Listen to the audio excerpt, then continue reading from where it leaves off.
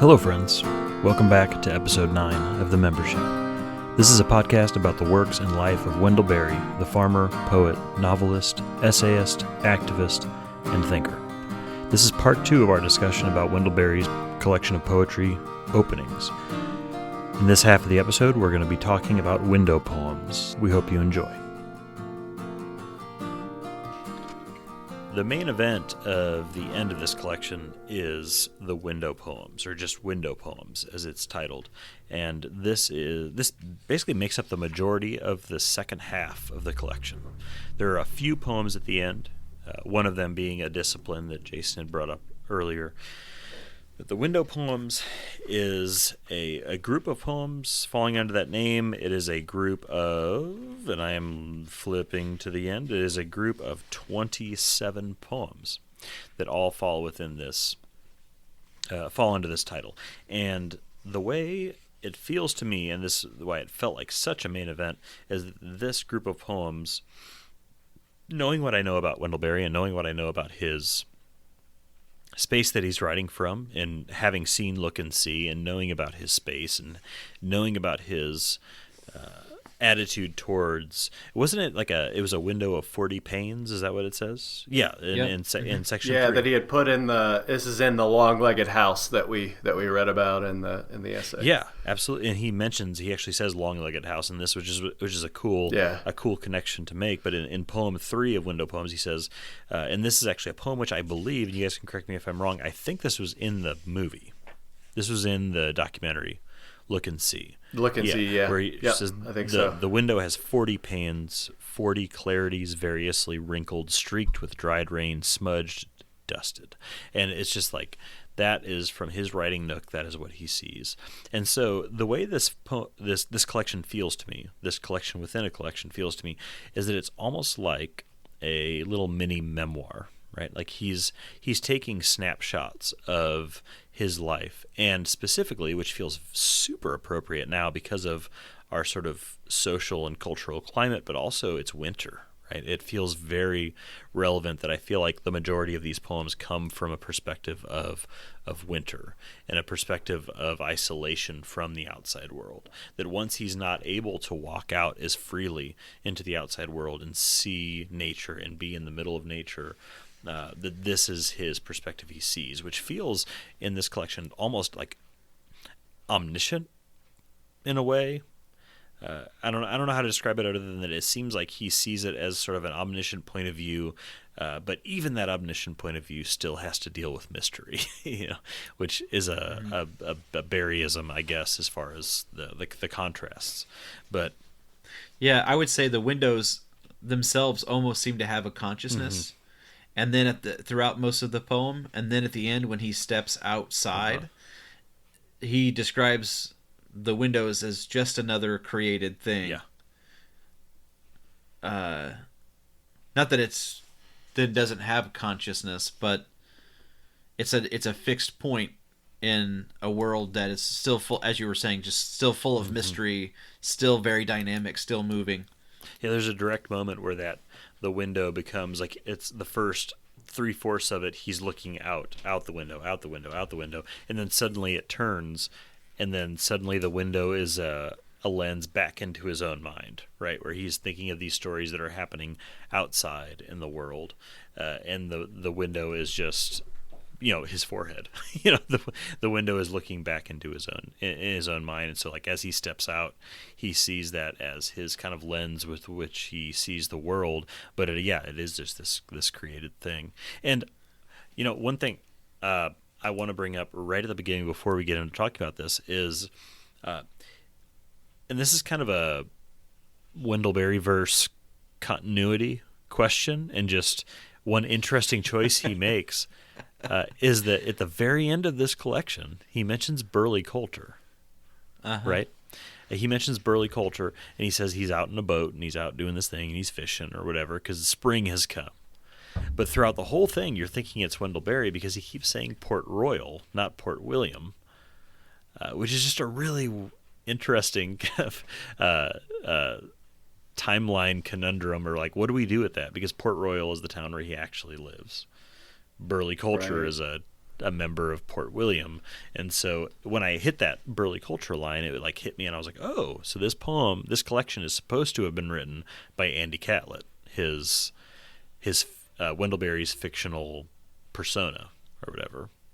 But yet throughout the collection, he keeps saying Port Royal. And part of me is actually was as I was reading it, was curious if yours says Port William, because I'm reading from collected poems, not new collected poems. And so I was wondering if that was something that he went back in and altered in any way. No, or if I'm overthinking things. Mine definitely says, I'm reading new collected poems, and it definitely says Port Royal. Okay. So is that am I just like way overthinking this? Am I getting like way into the weeds? Is this like a Kessel Run and parsecs kind of moment where I'm like, I am. All right. So let me actually throw a little bit more confusion in here. Yeah. All right. Okay. So you're reading from collected poems, Tim? Yes, I'm reading from and what is the green collected poems. Okay, and so on the 27th poem, what does it say? Port Royal or Port William? Port Royal. And what does it say for you, Jason? Because are you on new collected poems? I'm on new collected poems. I'm getting to it. Oh, now that April with Sweet Rain has come to Port William Yes! again. Yes. Wow. All right, and so here in my hand, I have openings. Oh, man. The original volume. Yeah. And it says Port Royal. So this is before he decided to name his fictional universe Port William, maybe. Well, no, because I think... Wait, had Andy Catlett come out? No, nothing had come out. Nathan Coulter is the first one, and it had not come out yet. So... Interesting. Oh, that is so exciting. I bet you're right, Jason. And wow. Tim. That is such like that's what I was suspecting. I was wondering if that would be the case, because that absolutely makes me think.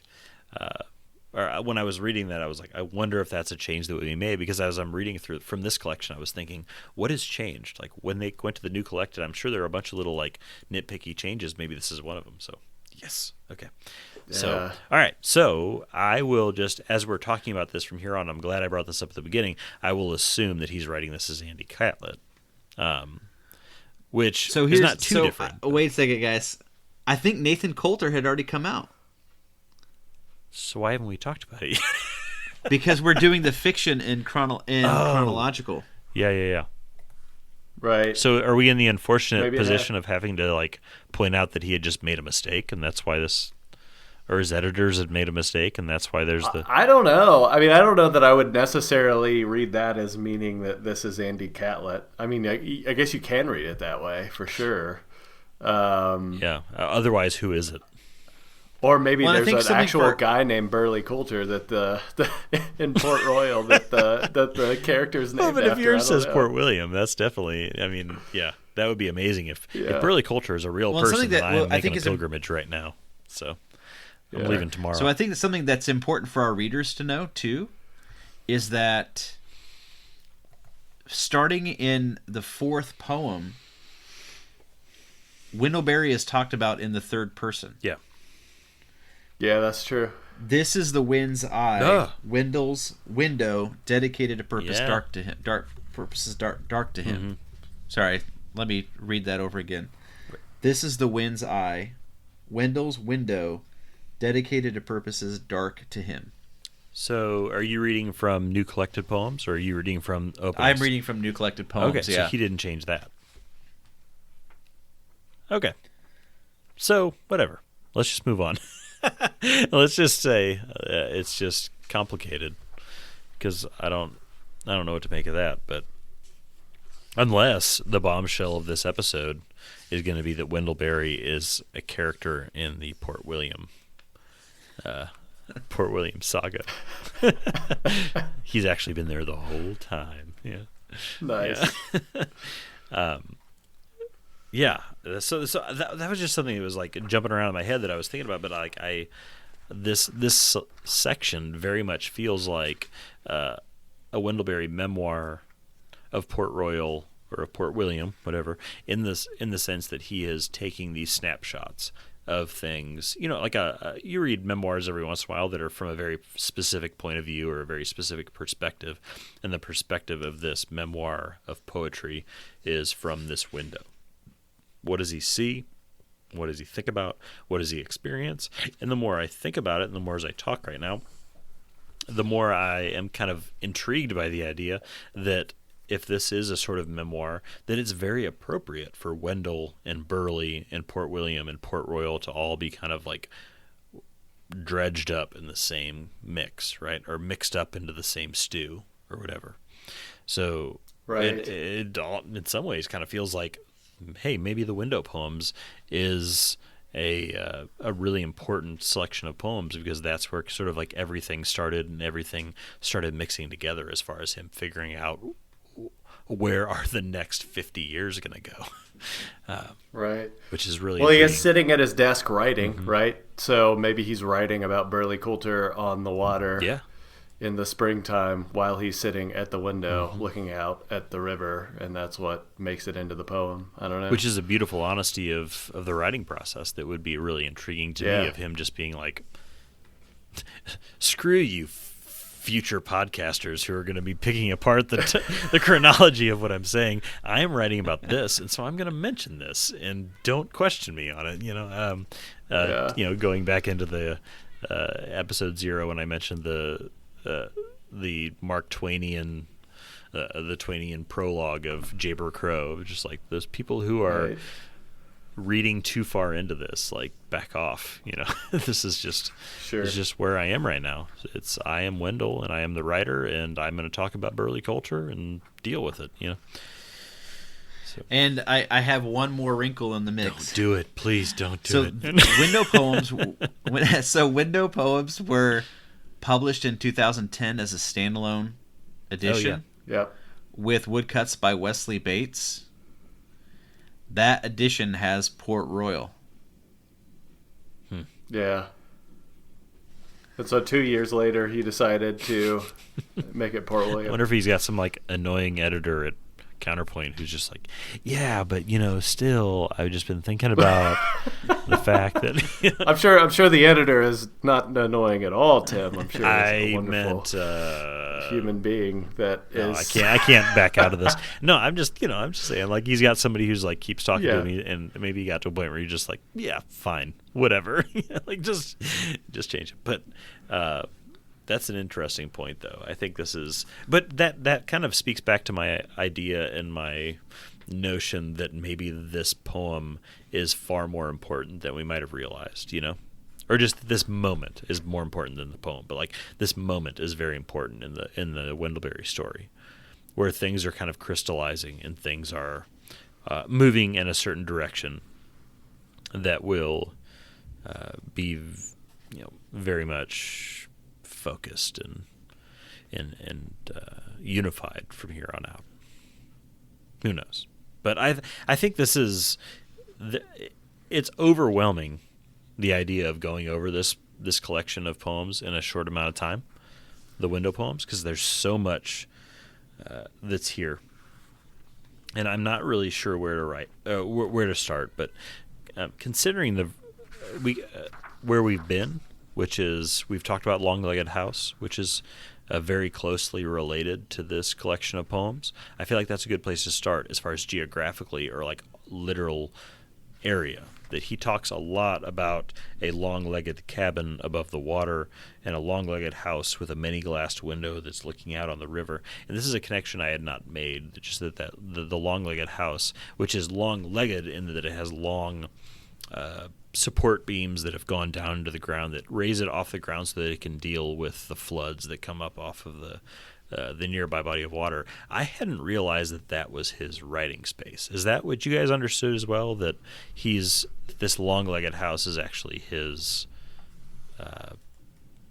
whatever you call it, like writing shed or writing cabin or whatever?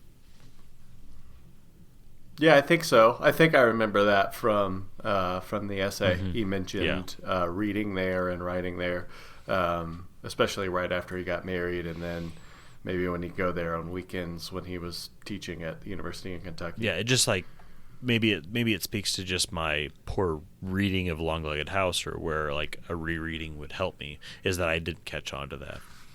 But just that was the place he was speaking of, which, you know, I feel sort of silly at this point.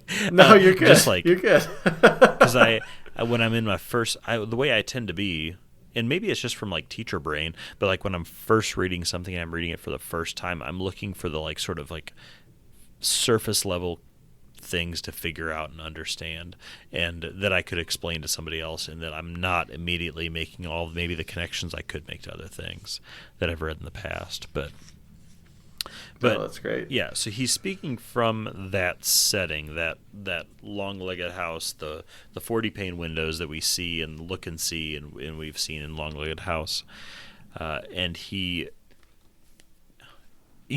get the feeling that he could kind of go on in an infinite number of variations of this, but he keeps seeing things and letting himself follow that thought as far as he can take it.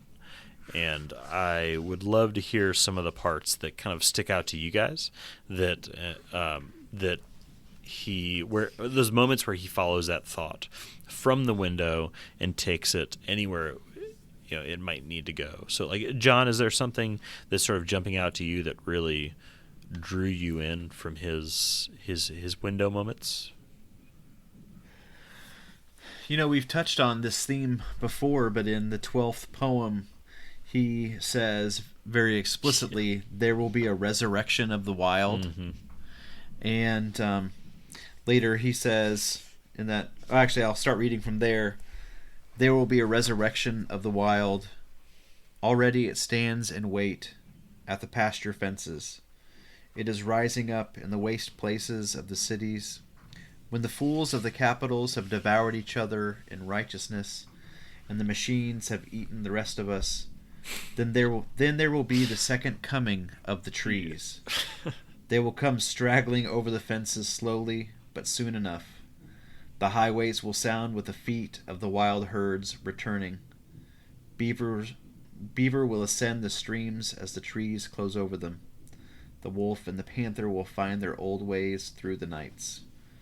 And then he goes on from there. Yeah. Oh my gosh.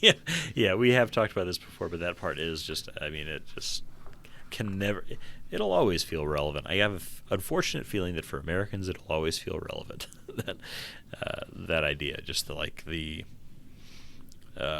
we are always in a position where it's going to feel like we're just a few steps away from things going fatally wrong or something.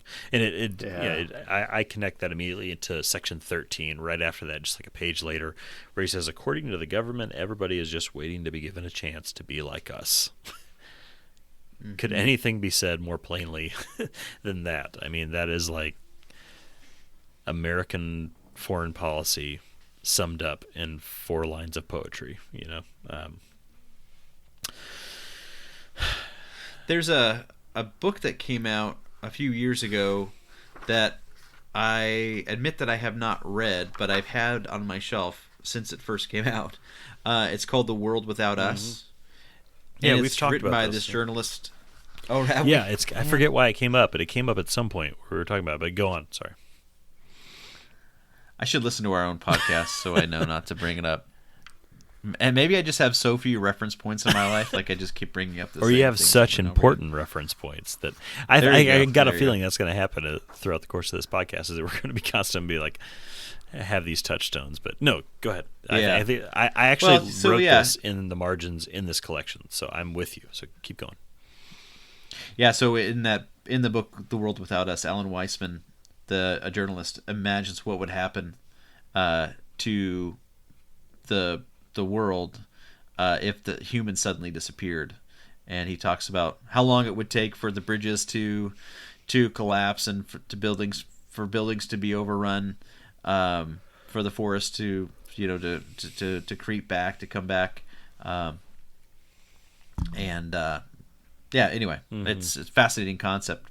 Yeah, we should read then the beginning of that section 13. Sometimes he thinks the earth might be better without humans. Again, that's him saying things plainly. he's ashamed of that. It worries him being a human and needing to think well of the others in order to think well of himself. Just that honest place he's come to in that. And I'd like to tie that to, I think for me, the crux of this collection, or maybe in poems number 19 and 20. I'll read a little bit from poem 20.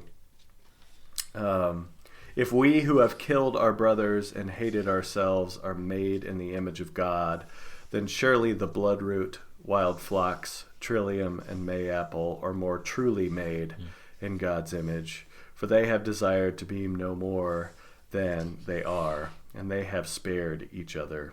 Their future is undiminished by their past. That's sort of an astounding passage for me. He's sitting. You get the image of him sitting, writing. Maybe he's writing an essay, or maybe he's writing that poem about the Vietnam War, against the Vietnam War, and then he looks up and sees, just the plants outside his window, and he finds more hope in them than anything in human history. Yeah, which is a bleak place to be, but I don't know. And this is sort of really I don't know. I think it's sort of challenging the inherited notion of Christianity that human beings are the pinnacle of God's creation and have dominion over everything, which is in the Bible, kind of, right? Or in our translations of the Bible that have come down to us. Right, yeah. So sort of putting pressure on that idea, given the fact that it hasn't turned out so well. Yeah. With atrocities like World War I and World War II and Vietnam, and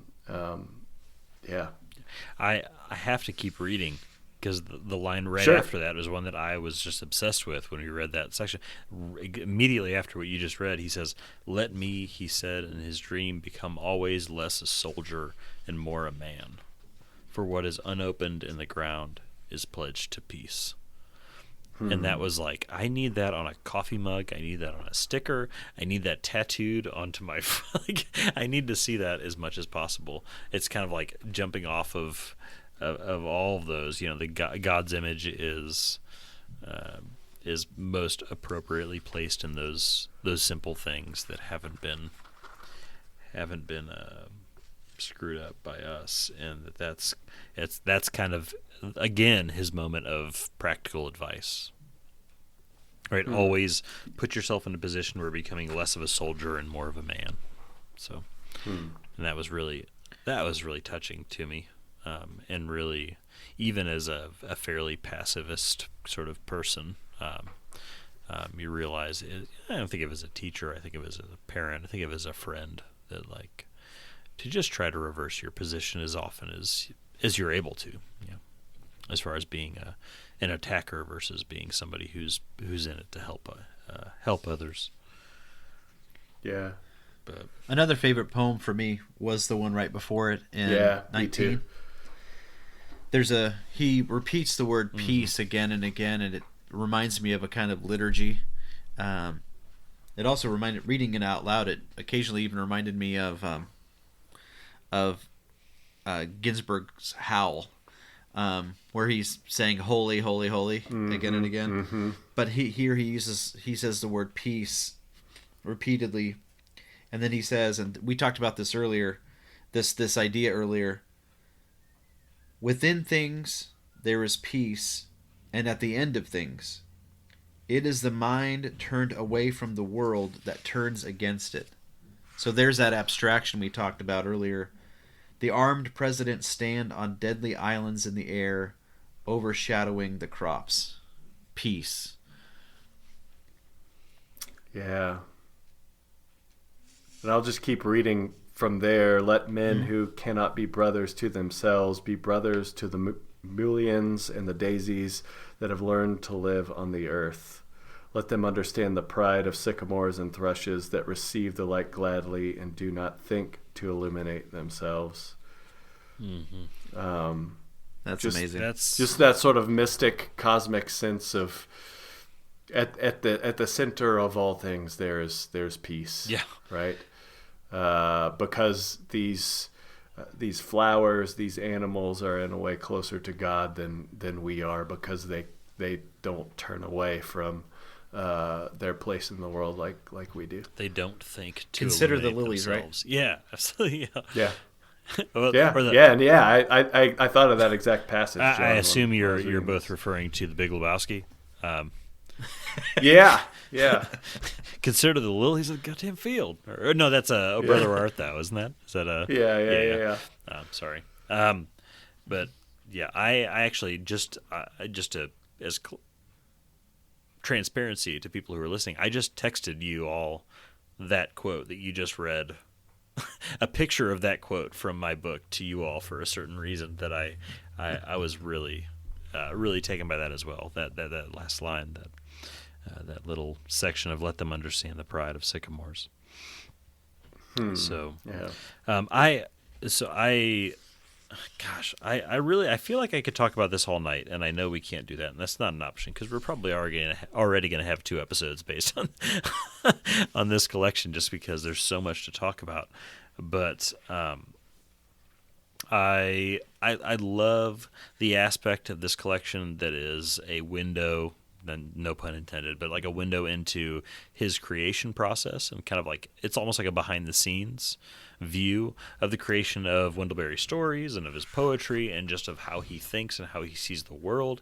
It's very humbling in the sense that he has created a absolutely, just treasure trove of literature, of essays and poetry and novels and short stories.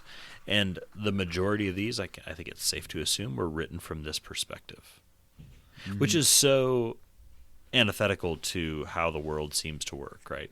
That you write a huge collection of works based on a super wide amount of experiences where you're traveling around the world and you're seeing a million things and you're living this lavish life, this Instagram-worthy life that is just everybody is in envy of.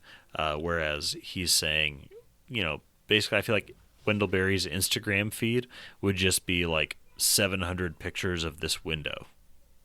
Well, no, we'll say 700 pictures of this window and then 700 pictures of his family or something. Like that would be like this whole thing, which is there's a lesson to be learned there. And those of you who have not listened to the Erasable podcast, I think there are a few people here who listen to this I know who are familiar, but I am the co-host of a podcast that is about pencils, and we talk a lot about writing tools and about the things sort of behind the scenes that writers use, almost to the point of fetish, where it means that you obsess about it so much that you never get anything done. So I was really struck. I will bring this up. And in section 9, there is this poem that is basically about his setup, his writer's setup. It's very simple, and these are separated, but I'm going to join them together. I'm going to skip a little bit in the middle. He says, the table of the contents of his mind, notes and remnants, uncompleted work, unanswered mail, unread books. And I'm going to jump a little bit ahead, and he said, some pads of paper, 11 pencils, a leaky pen, a jar of ink are his powers. He'll never fly.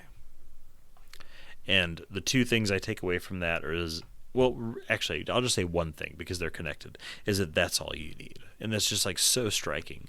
Again, kind of like what I was saying before, that he doesn't leave this place necessarily. I mean, I know he does, but that is his home base. That is where he writes from the majority of the time, and that's where he dreams up all of these fantastic worlds that we absolutely love and that we learn from. And that all it takes is just a few pads of paper, 11 pencils, a leaky pen, a jar of ink, and his convictions, and I literally read this section and then reread this section, and before we recorded tonight, I rearranged my desk inspired by this selection, which, because of my other podcast, a little a little glimpse into my affliction. I have a lot of pencils. I have a lot of notebooks. I have a lot of pens. I've had them sent to me. I've spent way too much money on them over the years. And today I went through the process of, first of all, cleaning my office, but then I filled a normal-sized Sterilite bin with pencils. And pens and notebooks and things that had just been like filling my life. It's just like the very unfortunate metaphor of filling your life and surrounding yourself with things that are unused and unfilled. And I was very much inspired by that. So I filled that bin up. I'm going to close it up.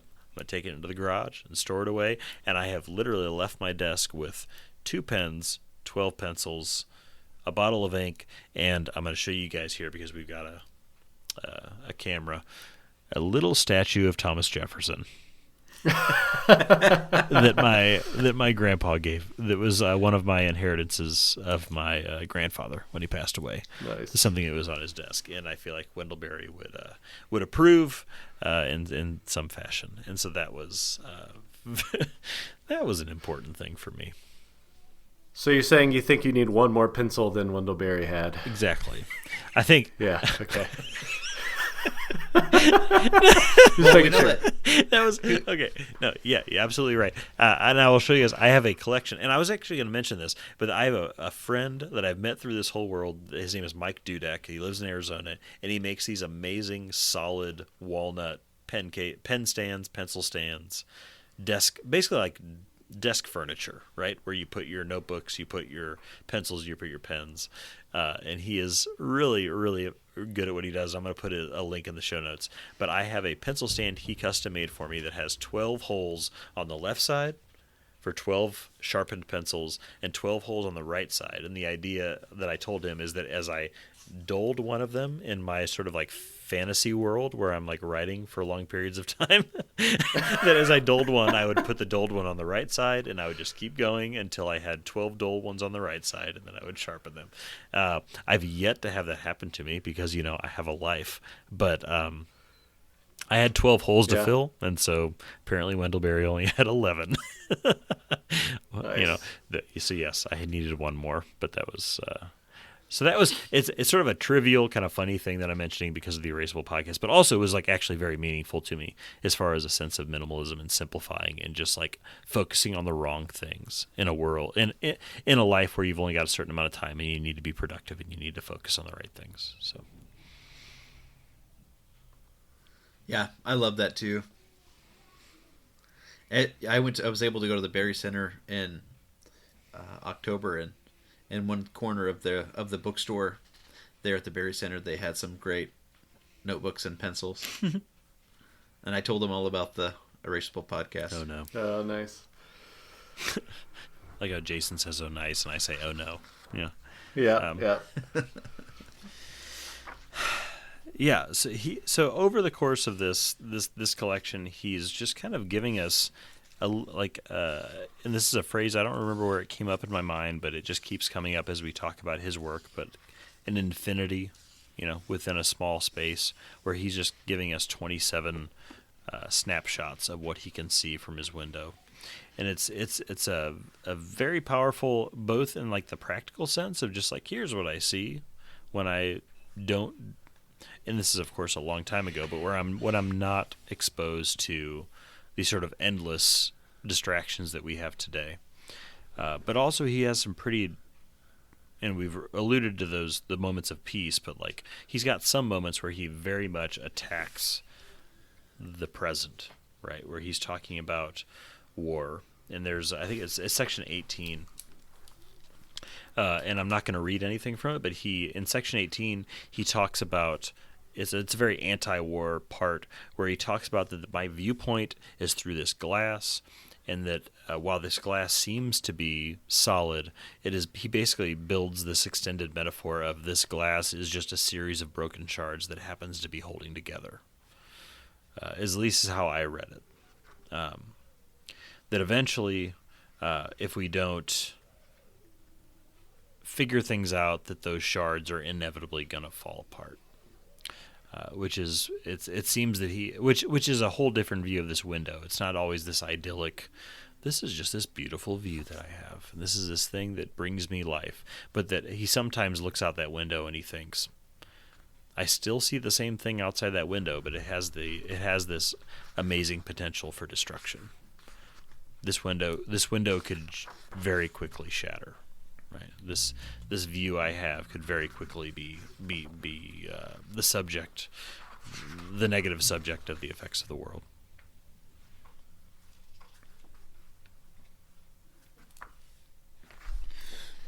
Yeah. Yeah. So it's. Yeah. So in that sense, maybe not omniscient. Mm-hmm.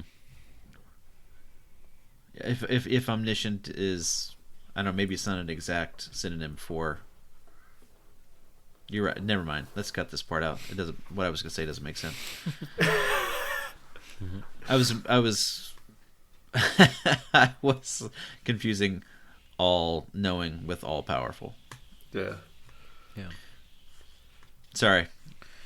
Well, and I mean, there are all of those moments, and I think 13, that poem that we've talked about before, when he's thinking that the earth might be better off without humans. I mean, the way that I don't think we talked about the way that poem ends, where he sort of resolves that, where he says, out his window this morning, he saw 9 ducks in flight and a hawk dive at his mate in delight. The day stands apart from the calendar. There's a will that receives it as enough. He is given a fragment of time in this fragment of the world. He likes it pretty well. Yeah. Mm-hmm. Oh, I love that. Yeah. I love that. I actually, my annotation for that was meaning of life. I wrote that after he likes it pretty well. Like, just focus, just focus enough and ground yourself enough. Yeah. Well, in the present moment, in your place, in sort of a non-abstracted experience of your place. Yeah. Yeah, absolutely. And I think this collection as a whole, and maybe this is a place where we can finish up. And I had mentioned that it had made. It seemed to be from the perspective largely of Winter, that he's got this overall structure where the collection ends on the expectancy of spring, right? The new growth of spring, which I think this collection of poems, this section of the poem collection, I keep like spinning my tires in this where I'm trying to describe that this is a collection within a collection, but just that window poems. And its talk of winter makes me think of why I love winter so much. Is that winter, while it seems cold and it seems constricting and it seems deadly or whatever, in a certain way, that it doesn't do anything remotely that will prevent spring from coming. Right, no matter how bad a winter is, that spring will come. And at the very end of the collection. And this is the part where he graces us with the presence of Burley Coulter going out fishing and lounging on his boat out in the middle of the water. He eventually says that the window is a fragment of the world suspended in the world, the known adrift in mystery. And now the green rises. The window has an edge that is celestial, where the eyes are surpassed. That's the very end of the collection, and I love it. And it doesn't leave anything answered, which I think is appropriate. But the window is just a fragment of the world suspended above. That's that kind of omniscient idea that the window is giving a view of the world from above. And this is a very nerdy thing to say, but this collection doesn't end with a period. I feel like that's significant. I didn't notice that. Where the eyes are surpassed, there is no period at the end of that. Whereas, there is in mine. There is. Yeah. Okay. Well, mine doesn't have one, so that makes more sense. Never mind. No. Yeah. I mean that might have been. I mean, surely that was. This is poetry. Surely that was an artistic decision at that moment. It could have been. It could have been just a artistic decision of saying, I don't know where things are going to go from here. And maybe by the time he came around to the new collected poems, he said, well, it's 50 years past, so we know where it went. Might as so well put a period at the end of that sentence. I think the Vietnam War might be over by now. Right. I'll go ahead and put a period. But the original collection has it. Really? Oh, wow. Okay. That's fascinating because I've got the collected poems 57 to 82, the green version, and there's no period at the end. So, wow, that point is moot. But but still, the notion of the rising of spring, can't help but think of Ken Burns' baseball, the harsh realities of winter and the fond expectancy of spring, right, is what comes after that. So I adore this collection. This is a collection, the first of which we've read. We've read Findings, we've read The Broken Ground, and then we come to this. This is the first collection within his new collected poems that I will revisit as a complete piece, I think, over time. I don't know about you guys, but I absolutely adored this. I've always been. I mean, I recognize Wendell Berry as Wendell Berry in these poems, and I don't think I did in at least the first one. I'm not sure about the second one. That's well put. I think the Piece of Wild Things is such a greatest hit of Wendell Berry that people tend to know about, and it was absolutely fascinating to see the context of it. And now I see why that poem stuck out so much, and I feel like this collection just feels like him in 10 different ways. You know what I'd like to do, and this is not something we talked about in advance. I would like to hear from listeners about what and where their windows are, and what they, maybe they are actual windows, like in my case and Tim's case, but maybe they're just places, as in Jason's example, where you are more likely to notice where you are and to be attentive to your surroundings. I'd like to find some way of maybe on our website, if folks could leave a comment and talk about what their window is and what they're seeing outside it. Because this collection, which I also really loved, makes me want to spend less time in front of a screen and more time in front of my windows or outside, more time creating rather than consuming, and just paying attention more. And I feel like there's an in-between there between creating and consuming, and there's like that section of time where you're just being, Yeah, that's a good You don't always point. have to be creating, consuming. You can also just be like letting the world sort of flow over you and just experiencing it. I'm with you. Yeah. That's an really excellent point. So, because I think about his body of work, as you were saying, Tim, and I think about how much I've written, and I'm think, well, why am I producing at such a slow pace? Well, maybe it's because I'm spending so much time in front of the computer, and that is probably true. But I think you're right that I am missing maybe a more important point, which is that just being. I know that in meditation, some practitioners talk about how the breath has 3 parts. There's not only the breathing in and the breathing out, but that point in between. And maybe that's a metaphor. Yeah, absolutely. Yeah, I think it is, and that's it's abiding. That's the word that comes to mind, is abiding, like abiding in our places. Yeah, that's great. That's great. Well, it has been fantastic talking to you two about this collection.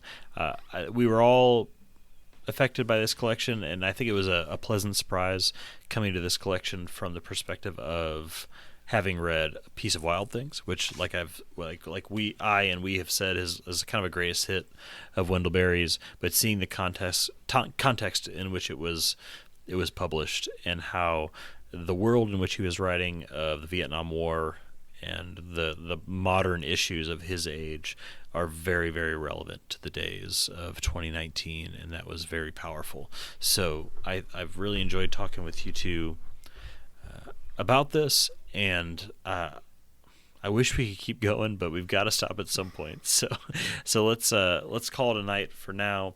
The next episode, we are going to be talking about the short story Watch With Me, which is published in That Distant Land, the first collected short stories that came out from Wendell Berry. It is also in Watch With Me, which is a collection that came out very recently, which is of Ptolemy Proudfoot stories. That is just kind of a bonus spot that you can find it, but it is still available in the collected stories, and it is also available in the Library of America edition of Wendell Berry's fiction. So we're going to be talking about that story next time in episode 10, and we are so glad you've been joining us for this one, and we've really had a great time. The show notes for today's episode can be found at membershippod.com/episode 9. You can find us on Twitter and Instagram and Facebook at membershippod, so please look us up. We'd really appreciate if all of you could subscribe and review our podcast on iTunes or Stitcher or Overcast or Spotify or wherever you're listening to us. That really helps us become more visible. Thank you so much for listening tonight, and we will talk to you next time. All of tonight's poems can be found in New Collected Poems by Wendell Berry, copyright 2012, Counterpoint Press. And we'd also like to mention and remind you that we are a member of the Rabbit Room Podcast Network, and you can find more about their podcasts at rabbitroom.com/podcast.